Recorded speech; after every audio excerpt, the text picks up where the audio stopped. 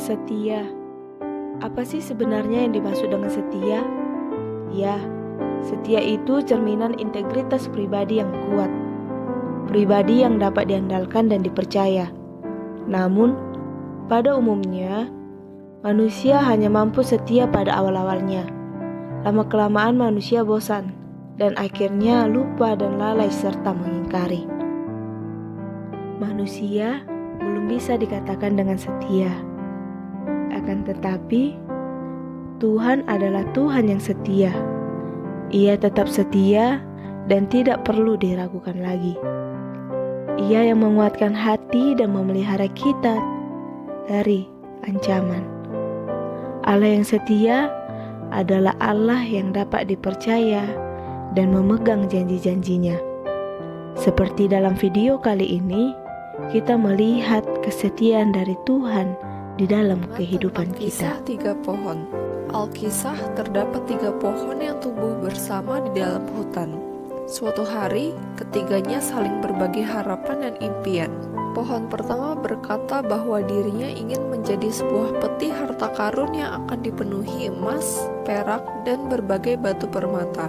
Pohon kedua berkata bahwa dirinya ingin menjadi sebuah kapal besar yang akan mengangkut raja-raja. Pohon ketiga berkata bahwa dirinya ingin menjadi pohon yang paling tinggi menjulang di puncak bukit, di mana orang-orang akan terpesona memandangnya dan berpikir betapa dekatnya dirinya dengan Tuhan dan surga.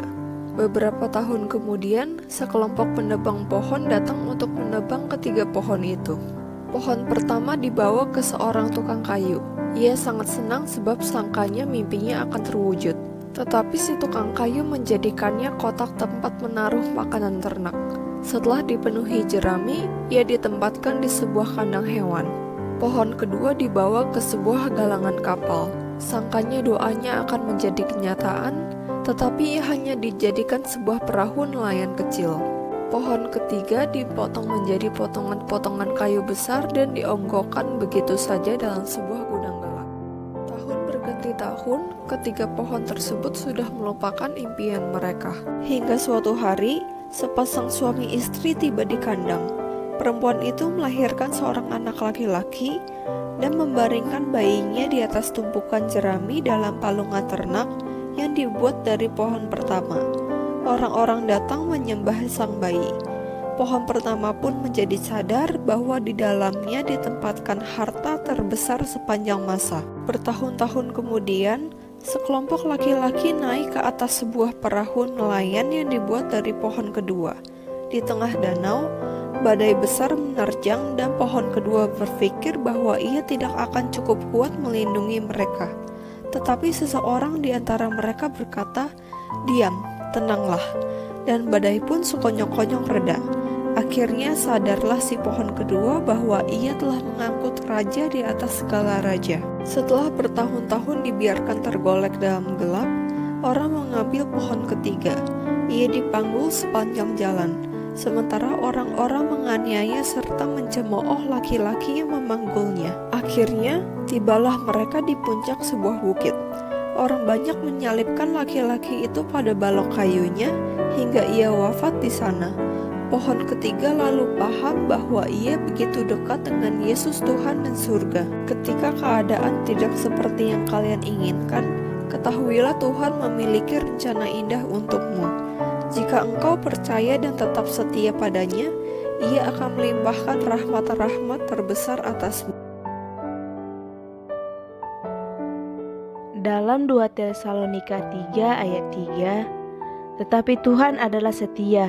Ia akan menguatkan hatimu dan memelihara kamu terhadap yang jahat. Dalam 2 Tesalonika 3 ini merupakan akhir dari suratnya yang kedua kepada jemaat Tesalonika. Rasul Paulus menekankan pentingnya hidup dalam doa dan ketaatan kepada Allah. Paulus memohon supaya jemaat mendoakan dia untuk beberapa hal, yakni supaya firman Tuhan yang diberitakan dapat diterima, ayat 1. Supaya Tuhan melepaskan mereka dari para pengacau dan orang-orang jahat, ayat 2-3.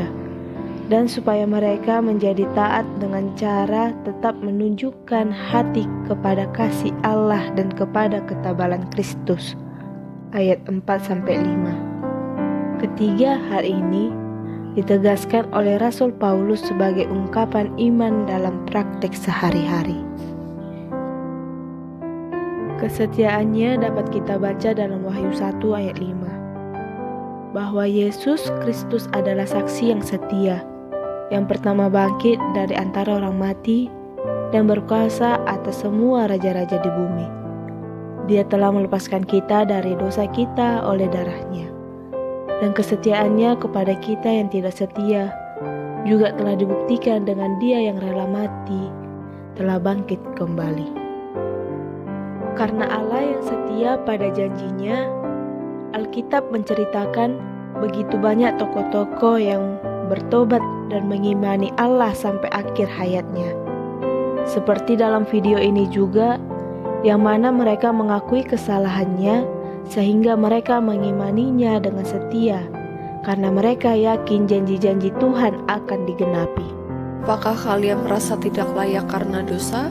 Jika ya, maka bertobatlah. Mengakulah dosa-dosa yang telah kalian perbuat kepada Yesus Kristus dan minta pengampunan dari Dia. Apakah kalian merasa tidak akan diampuni? Coba kita lihat beberapa tokoh dalam Alkitab yang berdosa tetapi diampuni. Yang pertama adalah orang yang disalib bersama Yesus. Dia bertobat di detik-detik terakhir dengan hati yang tulus dan Tuhan mengampuninya. Yang kedua adalah Saulus. Tokoh ini terkenal senang membunuh pengikut Kristus, tetapi ia bertobat dan diampuni dosa-dosa beratnya. Yang ketiga adalah wanita pelacur. Wanita ini sudah jelas-jelas berzina, tetapi ia menyadari kesalahannya dan diampuni oleh Yesus di saat itu juga. Dan masih banyak tokoh berdosa lainnya yang diampuni. Ketahuilah bahwa di dalam Dia dan oleh darah-Nya kita beroleh penebusan, yaitu pengampunan dosa. Yang terpenting adalah milikilah iman yang kuat, berusaha untuk tidak berdosa lagi, dan mengampuni kesalahan orang lain terhadap kamu, mengingat Tuhan yang di surga mengampuni kamu juga. Ayo kembali kepada Tuhan sebelum terlambat.